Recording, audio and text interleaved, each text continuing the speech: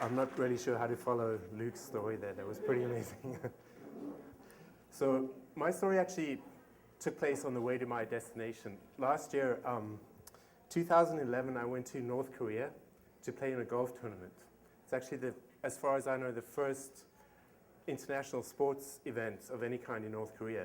And I wish I could tell you an interesting story about a metropolis in North Korea, but the fact is there's only one big city and it's really shitty. There's nothing interesting that happens there. We were there for 5 days and we were under the security police guard, so nothing really interesting happened.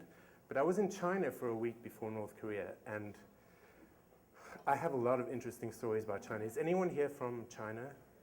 Does anyone have family in Beijing? Because I don't want to insult anyone's family.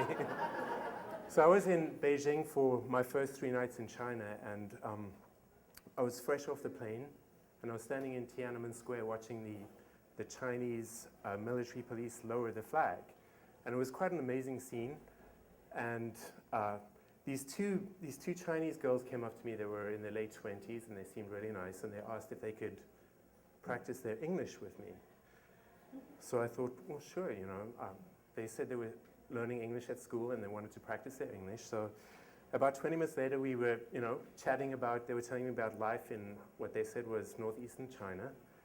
And about 20 minutes after we started talking, they suggested we go to a restaurant. So I thought, well, sure, it's my first night in China. I'm meeting some locals. Everything's going great.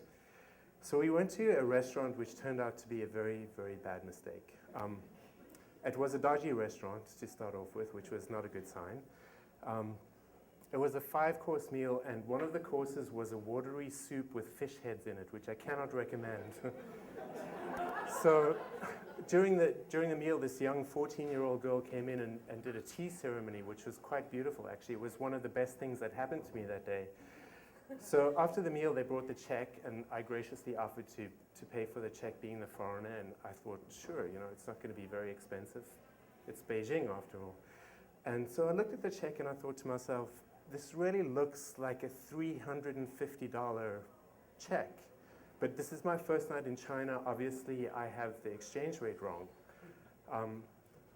And it was not a very good meal. There's no way it's $350. So I gave them my American Express card, and they charged it, and we went outside. And these 2 very lovely girls called a taxi cab for me. And the cab took me to my hotel. It was a 45-minute drive to my hotel. It cost $45. So I thought, that's normal, this is a very big city. It's $45. That's what a cab ride costs.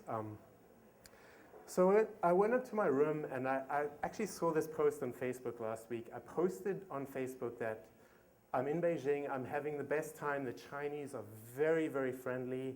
Everyone wants to get to know me, having the best time. Wish you were here. And then I thought about that check from the restaurant. So I checked the exchange rate online, and it turns out that really was a $350 check that they gave me. And so I Googled Beijing scam, and it turns out that is the #1 tourist scam in Beijing. People come up to you and ask you if they can practice your English, and they take you to a restaurant, and then they hit you with a terribly large check. So if anyone goes to Beijing, if someone says, can I practice my English, say no. So now I needed a drink. So I'm in my hotel. It's getting kind of late. I went down to the hotel bar. It was closed, and I saw across the road was a liquor store. I thought, great, this is what I need. I went into the liquor store, and there was a very aggressive-looking man with his whole family sleeping on the floor underneath the counter. And there was a bottle of Chivas Regal, brand new bottle of Chivas Regal for $10. And I thought, well, now I'm going to right these wrongs. I'm going to buy cheap whiskey. So I bought this whiskey. I took it up to my room. I poured it in my glass, and I took a sip. It was not liquor. It was not whiskey. It was probably dishwater. And I held up the bottle, and there were things floating in it. And I've been checked. I'm disease-free, thank God. So now I'm thinking, well, I've got to get the hell out of Beijing. This place is out to get me, So the next morning I woke up, and I walked over to the Forbidden City in Beijing, which is really beautiful, by the way. And I'm 1 block from my hotel, and I turn around the corner, and I see the restaurant that we were at the night before. And I'm standing, I'm looking at the restaurant, and I'm looking at my hotel, and I'm thinking, that cab driver took me on a 45-minute drive through Beijing and charged me $45. And I'm standing at the restaurant and I can see my hotel. So now I'm thinking I need to get the hell into North Korea to be safe. So that night we traveled to eastern China to this city, which turned out to be kind of a big city called Dandong, which, by the way, I don't recommend you ever go there. But something great actually happened that night. This was the night before we went into North Korea, and I had, in my wallet, I had my green card, which is probably one of the most valuable things that I have. I had 2 credit cards and all the cash that I possess. And so we were buying liquor, of course, and a few supplies before we went into North Korea. And my wallet ended up falling out of my pocket in this little shop in Dandong. And so a couple of hours later, we got to a big grocery store, and I'm ready to pay, and I realized, wow, I don't have my wallet. This is a big problem, you know. We really are in nowhere China, and I don't have my green card. That's the first thing I thought about, and I don't have any cash. So I'm thinking I'm going to have to call the I'm South African. I'm thinking I'm going to have to call the South African embassy from Eastern China. And I'd probably still be stuck there if that was the case. So I figured out I must have left it in this little shop. So I went there, and by this time it's 12 o'clock at night. And I thought, well, there's no chance I'm going to find my wallet. And I walked into this little store, and the owner of the shop had stayed open for 2 hours. And he had my wallet for me.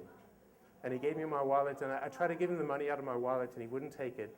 But that is just 2 vastly different experiences in the Metropolis in China. And when I ended up going to North Korea for 5 days, and I was actually really happy to get back into China after that, just because of the last experience in China. Thanks.